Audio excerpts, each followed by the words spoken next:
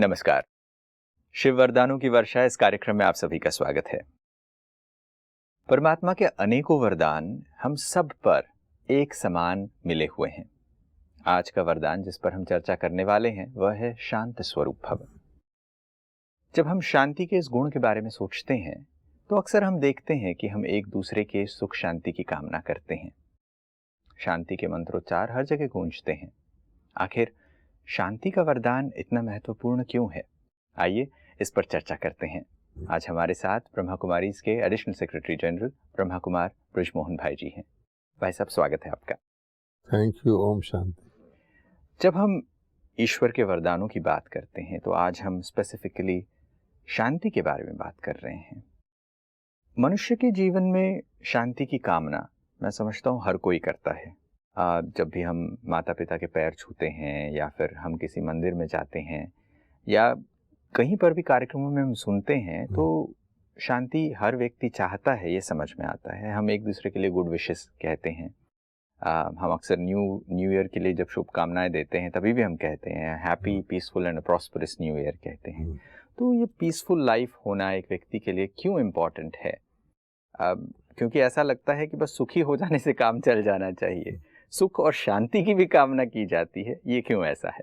देखिए, ऐसा है, आज जो हम विशेष शिवरात्रि के ऊपर ये बातचीत कर रहे हैं तो पहली बात जो सबके मन में आनी चाहिए कि शिव को वरदाता कहा जाता है और ये शांति का भी एक वरदान है जो हम चाहते हैं और शिव से हमें प्राप्त होता है। आपको पता है, एक स्टोरी है कि भस्मासुर ने शिव से वरदान मांग लिया था और वो क्योंकि गलत इंटेंशन से मांगा तो खुद ही भस्म हो गया। तो उस इससे भी पता लगता है कि शिव वरदाता है। अब वर में क्या फ़र्क होता है? अन्य चीज़ों में जो भी प्रकार के परिश्रम है, पुरुषार्थ हैं, उसमें आपको कुछ करना पड़ता है। वरदान में आपको कुछ नहीं करना पड़ता, वो दूसरी तरफ से आपको मिलता है, उसमें आपकी मेहनत नहीं है। इसलिए सबसे आसान तरीके की प्रेयर जो मनुष्य करते हैं वो वर मांगते हैं ताकि हमें वर मिल जाए और बस उसके अनुसार हमारा कल्याण हो जाए। अब रह गई बात शांति की, तो हम जानते हैं कि जिस चीज़ की दुनिया के अंदर जिसको आवश्यकता होती है सबसे पहले वही मांगी जाती है जी। मान लो कोई शिव के आगे जाए और कहे कि मैं वरदान चाहता हूँ, वो बोले अच्छा 3 वरदान मांगो, तो सबसे पहला हम कौन सा मांगेंगे जो मोस्ट इम्पॉर्टेंट होगा? तो शांति का वरदान आज के समय में बहुत इम्पॉर्टेंट है। आप देखेंगे सारी दुनिया में शांति के लिए ही प्रयत्न हो रहे हैं जी। राजनीतिक तौर पर देख लीजिए, हैं, यूनाइटेड नेशंस बना हुआ है, रीजनल काउंसिल्स बनी हुई हैं, धार्मिक में भी लोग जब जाते हैं तो शांति का ही पाठ पढ़ते हैं। हर मंत्र जो पढ़ते हैं उसके बाद कहेंगे ओम शांति शांति शांति, 3 बार शांति मांगेंगे। स्ट्रेस देने के लिए किसी चीज़ को 3 बार रिपीट किया जाता है और हमारे भारत में तो शांति का पूरा पाठ है, शांति मंत्र गाया जाता है जी। तो इस प्रकार से नीड जैसे होती है तो सबसे पहले आज के मनुष्य आत्माओं की जो नीड है वो शांति है, क्योंकि अगर अशांति हो गई, अशांति मीन्स डिस्टर्बेंस, तो अब कोई चीज़ अपनी जगह से हिल जाए तो उसके बाद उसका बाकी सब कुछ ही बेकार हो जाता है, नाकाम हो जाता है, और वो उस स्थान पर रहे तब उसके इर्द गिर्द जो भी वो एफर्ट करता है उसको उसका फल मिलता है। इसलिए शांति का महत्व ऑब्वियस है कि व्यक्तिगत तौर पर देख लीजिए, परिवार में देख लीजिए, समाज में देख लीजिए, राष्ट्रीय स्तर पर शांति ही की लोगों को आवश्यकता है। ये आवश्यकता समझ में आती है। अगर पर्सनल लेवल पे जब शांति की अगर हम कल्पना करते हैं तो अक्सर ये देखने को मिलता है कि कोई योगी ऐसा बैठा हुआ है जो घर से दूर बैठा हुआ है या किसी प्रशांत वातावरण में, किसी पहाड़ी में या जंगल में या पेड़ के नीचे, इसको लोग शांति के रूप में देखते हैं। मगर क्या शांति के लिए वास्तविकता में ऐसे करने पे शांति होती है या शांति कोई ऐसी चीज़ है कि हम घर में, परिवार में काम करते हुए रहते हुए भी शांत रहना पॉसिबल है? देखिए, जब कोई चीज़ उपलब्ध नहीं होती तो मनुष्य हर प्रकार के प्रयत्न करता है, अपनी सोच से भी करता है, दूसरा कोई कहे ऐसे करो तो भी करता है। तो हम देखते हैं जब अशांति है तो व्यक्ति कोशिश करता है। जी। तो उसमें क्या करेगा कि एक तो ये है कि वो सोचेगा शांति कोई चीज़ है जो मुझे लेनी है, और सबसे पहले जो शांति के लिए कहा जाता है वो मन की शांति कहा जाता है। जी। क्योंकि देखेंगे अगर मन डिस्टर्ब हो गया तो सब कुछ डिस्टर्ब हो गया। तो जो आपने पोस्चर्स बताए हैं वो लोग कोशिश करते हैं कि भाई हर एक से पूछो क्या बात है, कहेगा मेरा मन भटकता है। तो मन भटकेगा तो बाकी सब कुछ भटकेगा। तो मन की शांति को ये समझते हैं कि मन इधर उधर ना जाए, मन की थॉट्स वाइल्ड ना चलें, वेस्ट ना चलें, तो इस प्रकार के पोस्चर करते हैं। लेकिन हम ये भी देख सकते हैं कि ऐसा करने से शांति मिलती है। अच्छा, मिलती ज़रूर है जो कर रहे हैं, लेकिन वो जितना समय उस पोस्चर में रहेंगे उतना समय उसको मिलेगी। और बाकी पीरियड, अब कोई व्यक्ति सारा टाइम ही किसी मुद्रा में तो रह नहीं सकता, उस हिसाब से भी देखें। और दूसरे, मन तो एक फ्लाइंग हॉर्स कहा जाता है, मन एक चंचल घोड़ा है। अब उस घोड़े को आप कितनी देर शांत रखेंगे, इस तरीके से। इसलिए बेसिक बात देखनी है कि ऐसा कोई फार्मूला हो, ऐसी कोई विधि हो जो व्यक्ति को बेसिकली वो शांत रहे, तो तब वो जाके अपनी बेसिक सिचुएशन में रिटर्न कर सकेगा। कहीं भी जाएगा तो आजकल क्या हो गया, एक्सटर्नल मेथड्स से लोग शांति की कोशिश करते हैं। अब जितना ये मनोरंजन कहा जाता है, तथाकथित मनोरंजन किसको करना पड़ता है, जब वो समझता है कि मैं बहुत ज़्यादा उसके अपोजिट डायरेक्शन में अपना समय बिता रहा हूँ, तो थोड़ा समय मनोरंजन के लिए निकालता है। ऐसे थोड़ा समय वो शांति के लिए निकालते हैं। तो शांति बाहर से भी डिस्टर्बेंस होती है। एक व्यक्ति अगर अंदर से अशांत है, उसको सब कुछ अशांति करेगा। उसके अंदर मान लो हरि का संस्कार है जल्दबाजी करने का, क्योंकि वो डिस्टर्ब है तो कहीं ठोकर खाएगा, गिरेगा, ऐसे उसका बिहेवियर अब नॉर्मल हो जाएगा। तो वास्तव में शांति की जो रूट है ऐसी होनी चाहिए जो हमारे बेसिक न्यूक्लियस में हो, ताकि उसको हम सदा कायम रख सकें। एक चीज़ मैं ये भी पूछना चाहता हूँ कि अगर ये रिलेशनशिप और एक कम्युनिटी लेवल से हम आगे बढ़ें, तो हम देखते हैं कि दो देशों के बीच में पूरे संसार में शांति की कामना है। और संयुक्त राष्ट्र की आप उदाहरण दे रहे थे, यूनाइटेड स्टेट्स की प्रियम्बल में ये चीज़ बताया गया है कि भाई शांति विश्व में हो, इसलिए संयुक्त राष्ट्र की स्थापना की गई।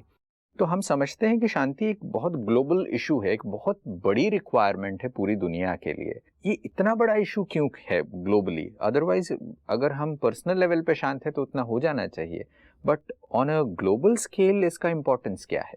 आजकल का इतिहास भी देखें तो जितने भी एफर्ट्स हम कर रहे हैं उससे हर वर्ष, चलो एक वर्ष को ले लेते हैं, अशांति बढ़ रही है या किसी तरह से हम शांति की ओर जा रहे हैं, तो आप देखेंगे कि अशांति बढ़ रही है। हमारी पिछली जनरेशन शायद ज़्यादा शांत थी, उससे पहले ज़्यादा शांत थी। एफर्ट्स बड़ी इंटेंस हो रही हैं, कोई हमने तरीका नहीं छोड़ा शांति प्राप्त करने का। इससे क्या पता लगता है कि जितना कुछ आपने तो कहा ना, ग्लोबल इम्पोर्टेंस है। जो कुछ हम कर रहे हैं, चाहे वो हम धर्म के क्षेत्र में कर रहे हैं, शिक्षा के क्षेत्र में कर रहे हैं, विमेन, जो कुछ भी कर रहे हैं, वो हमें शांति नहीं दे रहा। तो हमें पहले तो बेसिकली सोचना चाहिए, क्या शांति के लिए हम इतनी अशांत एक्टिविटी जो करते हैं, is it the right direction? पहले तो ये देखना चाहिए। ये आपका कहना बिल्कुल ठीक है कि आज तो ये यूनिवर्सल इशू बन चुका है, और इसीलिए जब इंसान, आज का इंसान हर प्रकार से निराश हो जाता है, सफलता को प्राप्त नहीं करता, आखिर वो भगवान को देखता है ना। ह्यूमन बीइंग्स ने हर एफर्ट ट्राई कर लिया और भगवान को ना जानने का कारण भगवान से भी प्रेयर कर लिए। अब प्रेयर से कोई चीज़ मिल सकती है ना? अगर कोई विश करे तो विश से कोई चीज़ मिल जाएगी? नहीं। विश के लिए एंटाइटलमेंट चाहिए, ऐसे तो हर व्यक्ति कोई भी विश कर सकता है। इसी प्रकार से प्रेयर कर रहे हैं, लेकिन all this leads to one direction कि मनुष्यों की लेवल पर शांति नहीं पा सके, और जो भी तरीके कर रहे हैं उससे अशांति बढ़ रही है। मर्ज बढ़ता गया जूं जूं दवा की, तो हमें रुकना चाहिए और सोचना चाहिए कि आखिरकार शिव से ये वरदान क्यों मांगा जा रहा है कि शांति देवा, हम कहते हैं। परमात्मा की तरफ हमारा ध्यान तो गया है, लेकिन मज़े की बात यह है कि शांति वो कौन है जो देने वाला परमात्मा है, किस वक्त देता है, किस तरीके से देता है, ये भी उसको ही बताना पड़ता है। लोग इतने निराश हो जाते हैं कि कई बात पे जो दाता है, देने वाला, वो सामने खड़ा हो, उनके अंदर इतनी निराशा होती है, सोचते हैं शायद ये भी नहीं दे सकेगा। इसलिए शिवरात्रि का सबसे बड़ा महत्व ये है। लोग इसको अन्य फेस्टिवल्स की तरह गिनते हैं, हमारे बहुत सारे ग्रेट इवेंट्स के फेस्टिवल्स हैं, लेकिन ये इतना इसका महत्व है। इसका नाम देखो, रात्रि, ये कोई दुनिया वाली रात की बात नहीं है, अंधकार की रात्रि, अर्थात अज्ञान की रात्रि।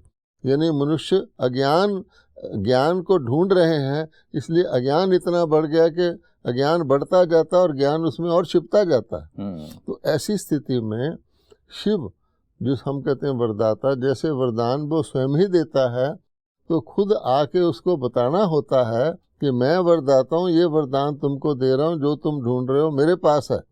इसलिए इसका महत्व है। इसलिए ये जो वरदान शिव के गाए गए हैं, जिसकी हम लोग चर्चा कर रहे हैं, इसका महत्व ये है, हमें ये देखना है शांति को हम ढूंढ पाएंगे या जितनी हमने कोशिश कर ली, हम कुछ नज़दीक गए तो हमें, या शांति दाता स्वयं आके हमको बताएगा कि ये शांति है।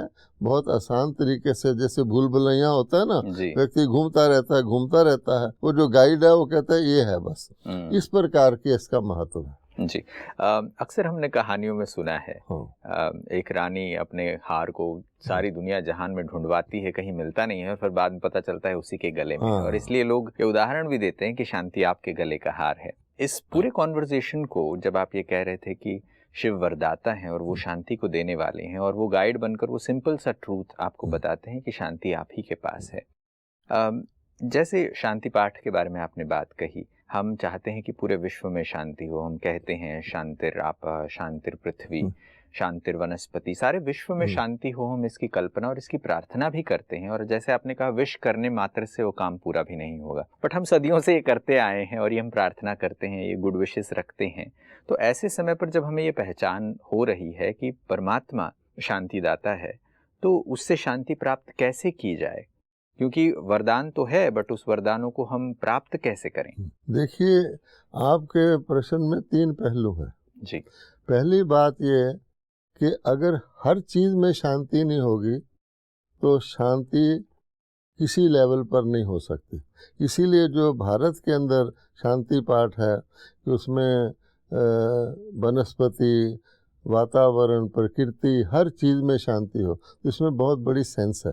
इतना तो समझ सकते हैं कि जब इतना हिला हुआ चीज़ है, उसमें जब सारा सेट नहीं होगा, टोटल अपसेट है, तो नहीं होगा जी। दूसरी बात कि वो शिव जो है वो खुद ही अपना वरदान देते हैं, खुद ही आके बताते हैं।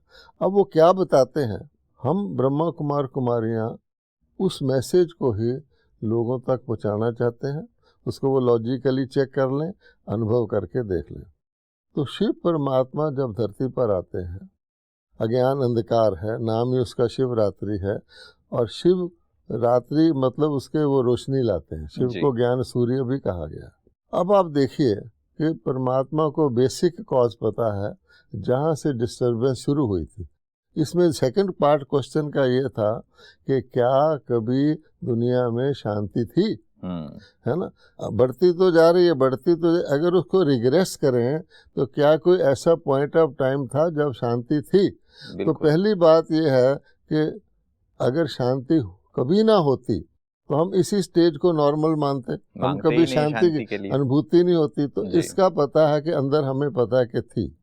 अब कैसे वो कैसे थी और कैसे अशांति हो गई, बस परमात्मा हमें ये बताते हैं। हम सबको पता है कि परमात्मा इस दुनिया के मनुष्य आत्माओं के कर्मों में इंटरफियर नहीं करते। ये कर्म क्षेत्र है, जो करेगा वो पाएगा, लेकिन वो हमको गाइड करते हैं। सारा हमारे ग्रंथ भगवत गीता को ले लो, गॉड ओनली गाइडेड, अच्छा, वो गाइडेंस क्या देते हैं कि जो हमने गलती एक छोटी सी की है, वो ये कहते हैं कि देखो तुम बेसिकली आत्मा हो, आत्मा ही सारी लाइफ है, आत्मा ही अनुभूतियां करती है, आत्मा ही अशांत है। अब आत्मा के अंदर क्या गड़बड़ हुआ जिस कारण से वो अशांति के पथ पर शुरू हुआ? पहले थोड़ी सी होती है चीज जी।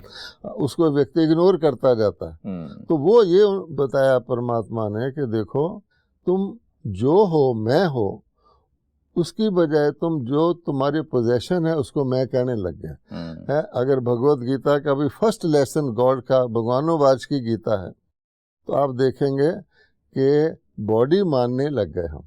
तो जिस दिन से पहले तो हम बॉडी में आत्मा थे तो आत्मा मानते थे, और उसका प्रूफ है कि हमारे देवी देवताओं को दुनिया को अमर लोक कहते हैं जी। अमर मैंने जो मरता नहीं, और आज भी उनकी कथा करने के बाद अमर रहे का पाठ जयकारा बोलते हैं। तो किसी पॉइंट ऑफ टाइम पर धीरे धीरे नेचुरली कोई गलती, कोई चीज़ गड़बड़ में आती है तो शुरू में नहीं आ जाती। एक पॉइंट ऑफ टाइम आया जब अपने आप को बॉडी मानना शुरू किया तो बेसिक गलती हो गई। सारे धर्म कहते हैं मनुष्य ने कोई बेसिक गलती की थी जिससे वो उस दुनिया से, शांति की दुनिया से नीचे आ गया।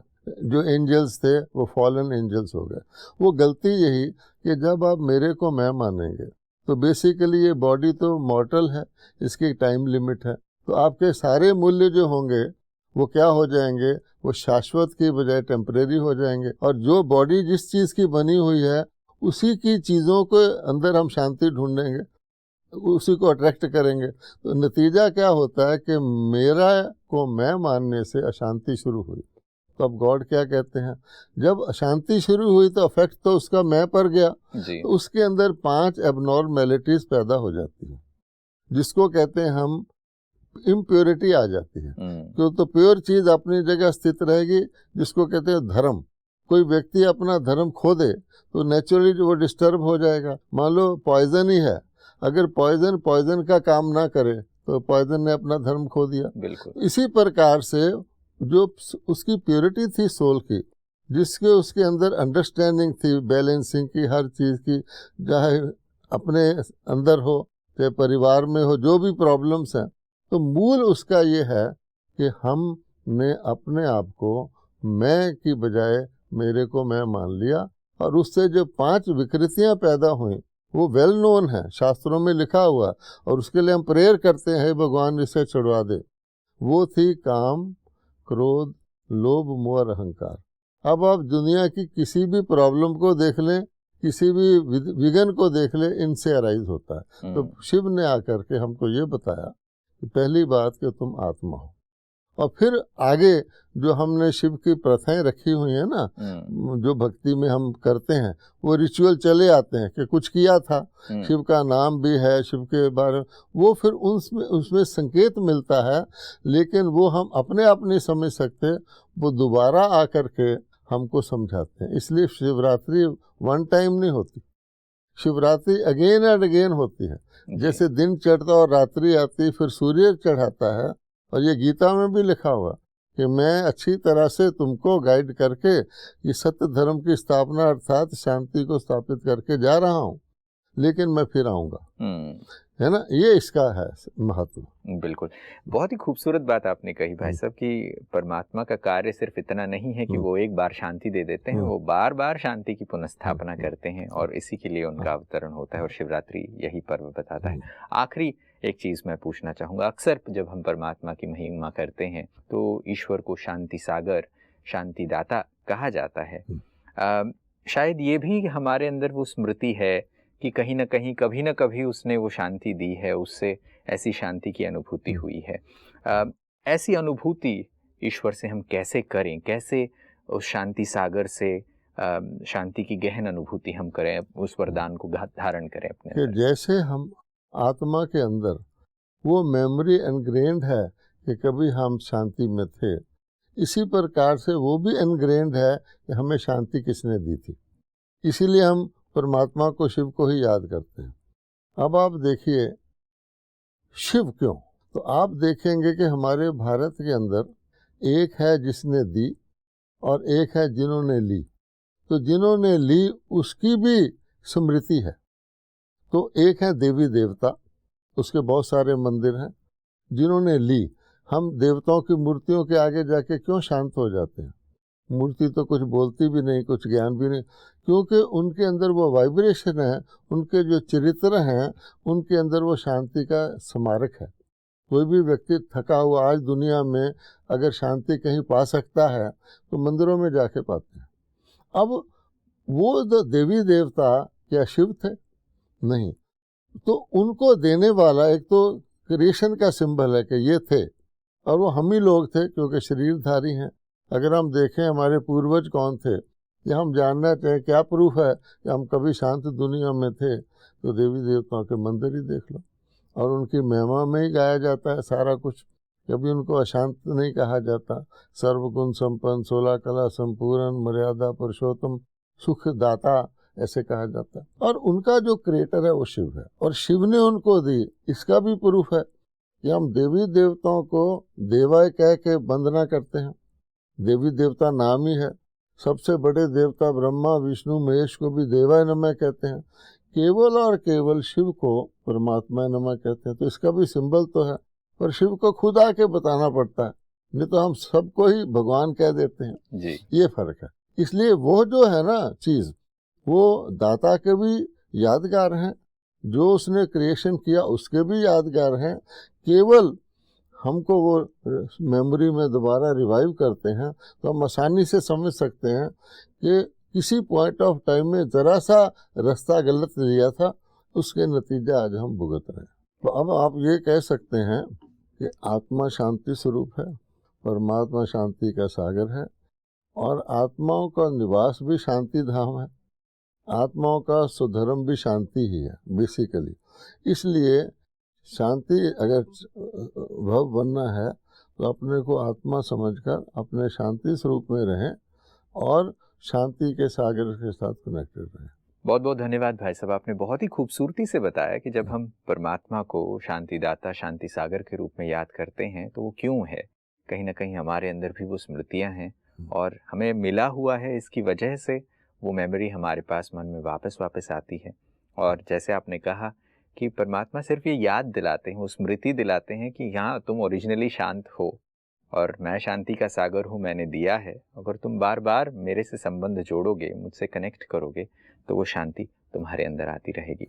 और इसलिए ये जो कार्यक्रम में हम शिव के वरदानों की बात कर रहे हैं कि शिव शांति के वरदाता हैं, शांत स्वरूप भव का जब वो वरदान देते हैं तो वास्तव में मनुष्य के जीवन में शांति, जब हर एक व्यक्ति शांत होता है तो विश्व में शांति ऑटोमेटिकली और नेचुरली हो जाती है। ये चीज़ हमें समझ में आई। आज आप स्टूडियो में आए और बहुत ही सुंदर तरीके से शिव के इस विशेष वरदान के बारे में प्रकाश डाला, इसके लिए बहुत बहुत धन्यवाद। नमस्कार। ओम शांति।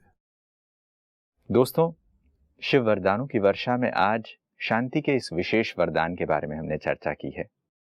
शिव के मंदिरों में हम अक्सर देखते हैं कि एक छोटा सा घट होता है जिससे बूंद बूंद पानी शिवलिंग पर गिरता है, और शायद ये बार बार शांति की बूंदें हमें याद दिलाती हैं कि मैं कौन हूँ और वो शांति का सागर कौन है।